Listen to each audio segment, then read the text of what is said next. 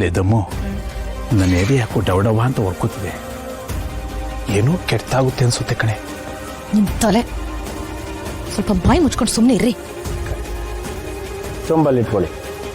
ಮಮ ಯಜಮಾನಸ್ಯ ದಾಕ್ಷಾಯಣಿ ನಾಮಧೇಯಸ್ಯ ಸ್ವದೇಹಂ ತರ್ಪಯಾಮಿ ಸದಾ ತರ್ಪಯಾಮಿ. ಹೆಬ್ಬೆಟ್ಟಲ್ಲಿ ನೀರಲ್ಲಿ ಹತ್ಕೊಳ್ಳಿ, ಹೆಬ್ಬೆಟ್ಟಲ್ಲಿ ತಿಲ ತಗೊಳ್ಳಿ, ಹೀಗೆ ಇಟ್ಕೊಳ್ಳಿ.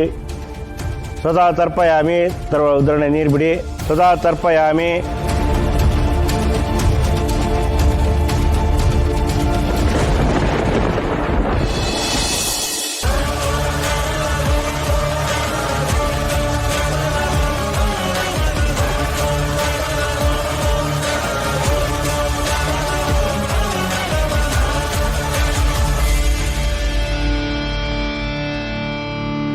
ಬನ್ನಿ.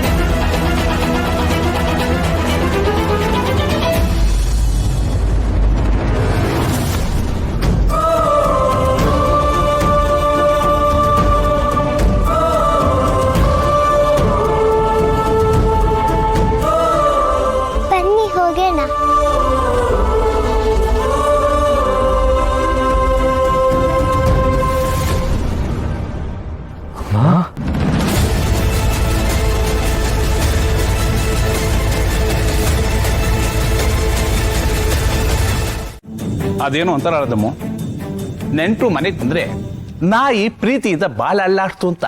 ಆದ್ರೆ ನೀನು ನಿಮ್ಮಕ್ಕೆ ನೋಡಿ ಇಡೀ ಬಾಡಿನ ಅಲ್ಲಾಡ್ಬಿಟ್ಟಿಲೆ.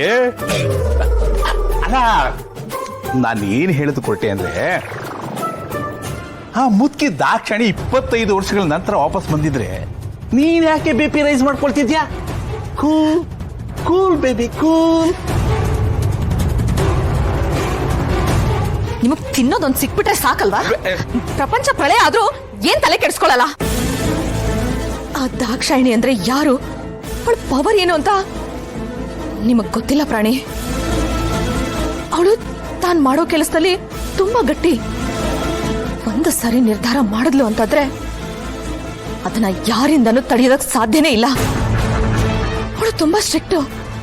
ಮಾಳವಿಕಾ ಮೇಡಮ್ಗಿಂತನ? ಆ ಮಾಳವಿಕನೇ ಬೇರೆ, ಇವಳೇ ಬೇರೆ. ಮನೇಲಿ ಯಾರಿಗಾದ್ರೂ ಏನಾದ್ರೂ ಕೆಲಸ ಆಗ್ಬೇಕು ಅಂತಂದ್ರೆ ಮಾಳ್ಬೇಕನಿಗೆ ಬೆಣ್ಣೆ ತರ ಮಾತಾಡಿ ಐಸ್ ಕ್ರೀಮ್ ತರ ಕರಗಿಸಿ ಹೇಗಾದ್ರೂ ಮಾಡಿ ಒಪ್ಪಿಸ್ಬಹುದು. ಅವಳು ಒಪ್ಕೋತಾಳೆ, ಹೆಲ್ಪ್ ಮಾಡ್ತಾಳೆ. ಆದ್ರೆ ಅಂದ್ರೆ ಈ ದಾಕ್ಷಾಯಿಣಿ ಮುಂದೆ ನಮ್ ಡವ್ವು ಗಿವು ಏನೋ ನಡೆಯಲ್ಲ ಅಂತ ಹೇಳ್ತಿದ್ಯಾ? ಹೌದು. ಆ ದಾಕ್ಷಾಯಿಣಿ ಮತ್ತೆ ರೀ ಎಂಟ್ರಿ ತಗೊಂಡಿದ್ದಾಳೆ ಅಂತಂದ್ರೆ ನಮ್ಮ ಬೆಳೆ ಬೇಯಲ್ಲ ಅಂತಾನೆ ಅರ್ಥ. ಅಯ್ಯೋ, ಈ ವಿಷಯನ ಮೊದಲು ತರುಣ್ಗೆ ಹೇಳ್ಬೇಕು. ಇರಿ.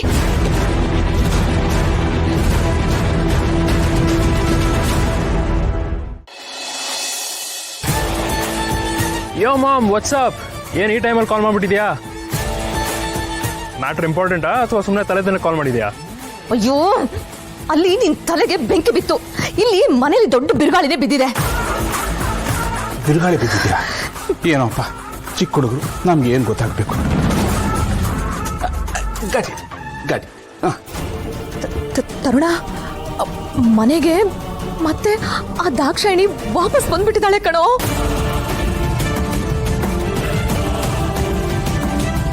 ದಾಕ್ಷಾಯಿಣಿನಾ? ಇದೇ ಹೊಸ ಕ್ಯಾರೆಕ್ಟರು? ನಿಮ್ಮ ಅಜ್ಜಿ ಅಂತ ಹೇಳೋ. ಅಯ್ಯೋ, ನಿಮ್ಮತ್ತೆ ಕಣೋ, ನಿಮ್ಮತ್ತೆ. ತರುಣ, ಈ ದಾಕ್ಷಾಯಿಣಿ ಬೇರೆ ಯಾರು ಅಲ್ಲ. ಅಯ್ಯೋ, ನೀನ್ ಅವಳ ನೋಡಿಲ್ಲ ಬಿಡು. ಈ ಶಾನ್ವಿ ಮತ್ತೆ ಶರತ್ತು ಇದಾರಲ್ಲ, ಅವರ ಸ್ವಂತ ತಾಯಿ, ನಮ್ಮ ಅಣ್ಣನ್ ಮೊದಲನೇ ಹೆಂಡತಿ.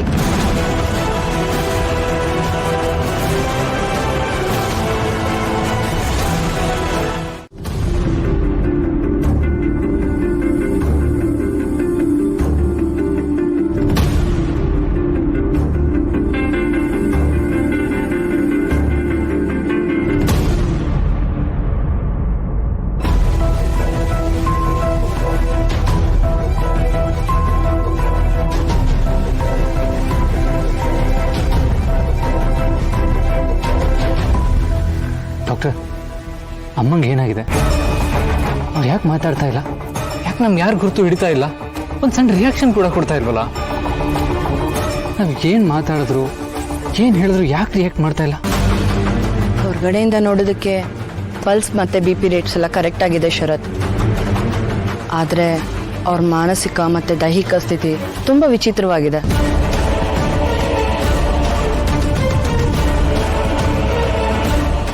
ಏನು ಹೇಳ್ತಾ ಇದ್ದೀರಾ? ನಂಗೆ ಅರ್ಥ ಆಗ್ತಾ ಇಲ್ಲ. ಸರಿಯಾಗಿ ಹೇಳಬೇಕು ಅಂತಂದರೆ, ಒಬ್ಬ ವ್ಯಕ್ತಿನ ವರ್ಷಾನ್ಗಟ್ಲೆ ಕಟ್ ಹಾಕಿದರೆ ಅವ್ರ ಸ್ಥಿತಿ ಹೇಗಾಗಿರುತ್ತೋ ಹಾಗೆ, ಅಥವಾ ಒಬ್ಬ ಮನುಷ್ಯ ಕೋಮಾಕ್ ಹೋಗಿದ್ರೆ ಅವನ ಮಾಂಸಖಂಡ ಆಗಿರ್ಬೋದು ಅಥವಾ ಬೋನ್ಸ್ ಆಗಿರ್ಬೋದು ಹೇಗೆ ವೀಕ್ ಆಗಿರುತ್ತೋ ಹಾಗಾಗಿದೆ ಇವ್ರ ಸ್ಥಿತಿ.